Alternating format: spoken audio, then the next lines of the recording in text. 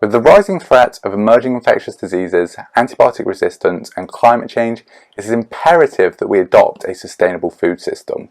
Currently, it is estimated that the livestock sector is accountable for 80% of total anthropogenic land use and about 18% of global greenhouse gas emission. Therefore, switching to a plant-based food system may play a pivotal role in the prevention of environmental catastrophe and the knock-on effects of such events. However, when proposing such a dramatic shift in dietary pattern, it is essential to assess the impact on not only individual but public health.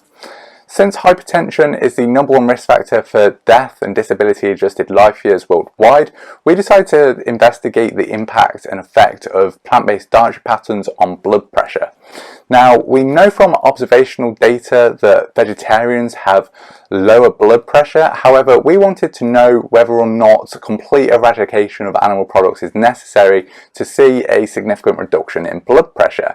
So we did a systematic review and meta-analyses using data from randomized clinical trials with plant-based interventions. Now, we've defined a plant-based diet as any diet that supports high consumption of fruits and vegetables, whole grains, legumes and nuts and seeds, and then often limits the consumption of most or all animal products.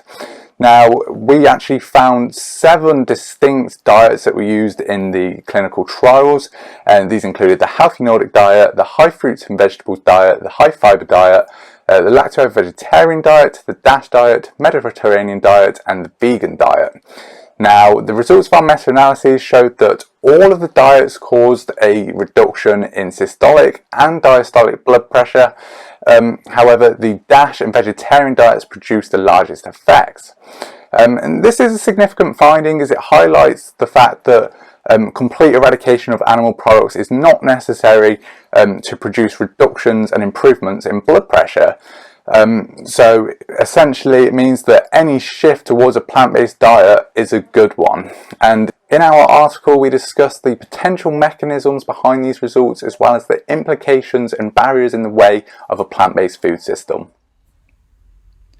Why is this study important? High blood pressure is the leading risk factor globally for heart attacks, strokes and other cardiovascular diseases. A reduction in blood pressure has important health benefits at the population level.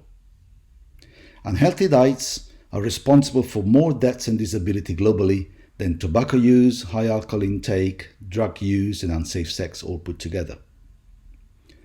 A blood pressure reduction of 5.5 over 3.8 millimeters of mercury of the scale caused by a higher consumption of plant-based diets, even with limited amount of animal products, is expected to result in a 14% reduction in strokes, a 9% reduction in heart attacks, and a 7% reduction in overall mortality.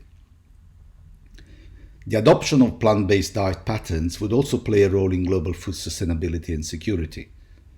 Their use would contribute to a reduction in our anthropogenic land use, to global water conservation, and to a significant reduction in global greenhouse gas emission. Our study shows the efficacy of a plant-based diet on blood pressure. However, the translation of this knowledge into real benefits to people, in other words, the effectiveness, depends on a variety of factors related to both individual choices and to government policy decisions. For example, for an individual, the ability to adopt a plant-based diet will be influenced by socioeconomic factors like costs, availability, and access, perceived benefits and difficulties, resistance to change, age, health status, and low adherence due to palatability and acceptance.